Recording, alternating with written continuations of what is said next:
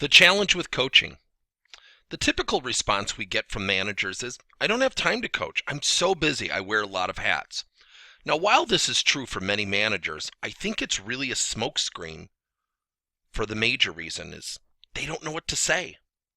See, coaching is a different language. It's a language unique to itself. It's much like us going to a foreign country and having to know the language day one. It's very difficult. See, it's easy to tell people what to do.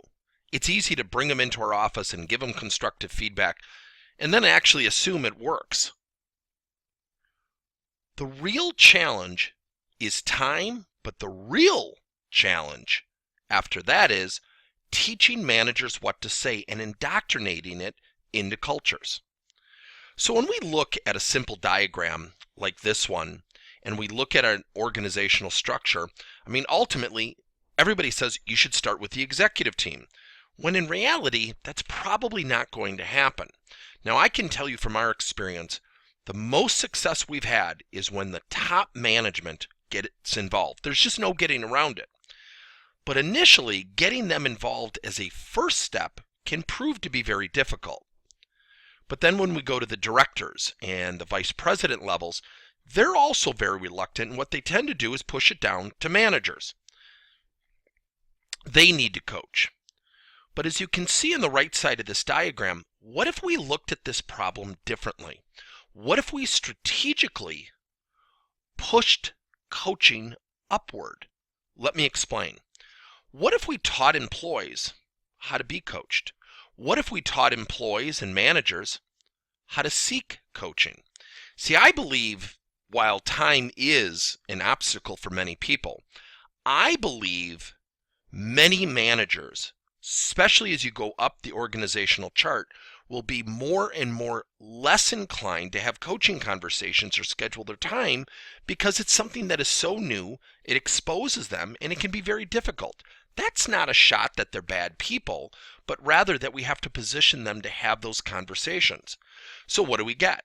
Well, we don't have time, Tim. Our business is really different. You don't understand our industry. Every client that I start with typically makes comments like this. But the fact of the matter is we coach every day. We coach people to stay at the company or we coach people to leave. Nobody goes home and says, honey, how was your day? Well, it was neutral. Didn't have a feeling from 8 to 5. No, people typically manically say I had a good day or I had a bad day. But I want you to really hear this. Silence is very, very loud. If a manager, a director, a VP, or an executive team member is not engaged with their workforce because they're too busy, silence is telling people unintentionally, I don't care. You should get your resume ready. I don't know if you're really going to want to stay too much longer. Now that sounds very sarcastic, but the point being is that what we tend to do, especially as we go up the organizational chart, is we hear comments such as, oh, I've got a pretty good team. And the translation is, you know what? I'm not hearing any complaints and I'm pretty busy, so I'm going to give myself permission to not coach. So what I want you to think about is coaching is a whole new language. It takes time. And the number one thing that I share with people when they ask, how do you get a whole culture coaching?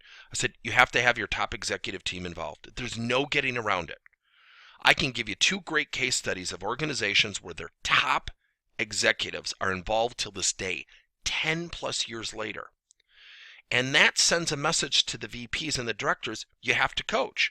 Now on the flip side, if my executive team's not coaching, guess what happens? They start to not schedule time with their people because guess what? The executive team's not doing it, and guess what? They don't have time for me, so they're not going to ask me questions about coaching. They're certainly going to want my end of the week report. But what if we taught employees? What if we taught managers? What if we taught people how to seek coaching? Now we currently have just created 3 programs. I don't say this as a sales pitch. If you're interested, let us know. But we are now teaching employees how to be a great employee. It's a free webcast we do. It's a 30-minute webcast of what does a great employee look like. See, what we have to do is give our employees perspective. And I'll give you a little bit of humor to illustrate this point. Go to the water cooler in corporate America. You never hear positive rumors. You never hear, did you hear about the marketing department? Boy, those people work well together. We don't hear stuff like that. What we hear is griping and complaining. And guess what? They band together. They have tribal leaders. And they complain about managers. And if managers aren't engaged, I don't think they have the right to complain. But the point being is they will complain. And I kind of see their point. The second thing that we're now teaching is employees of how to be a great coach. You don't need a title. You don't need the title of manager or supervisor to coach somebody else. But how do we teach them to do that in a comfortable way, that it's not crossing the line and that it's actually received well by a peer? But what if we taught people how to coach? Wouldn't that pull managers and upper management into the equation? And last, we now teach a program called FAME. FAME stands for Feedback, Attitude, Motivation, and Engagement. Let me explain it. Feedback, how do you seek and receive feedback? Attitude, how do you build up a positive attitude every day? Motivation, what do you do to motivate yourself? Engagement, what does it mean to be a professionally engaged employee at your organization? And the idea behind the program is to teach employees, you're responsible for these things. But if we can have more employees seeking feedback, driving engagement, won't that pull management and upper management into the coaching equation? I hope this has helped. This is Tim Hagen from Progress Coaching. If you are interested in any of these programs or our new coaching improv session, which we do on site, which is the first program of its kind where we literally don't have an agenda, but the agenda is driven by the participants coming in with real-world performance challenges. And we role play, we practice, we create skits, we teach based on what we learn in the session. Let us know. I hope this has helped.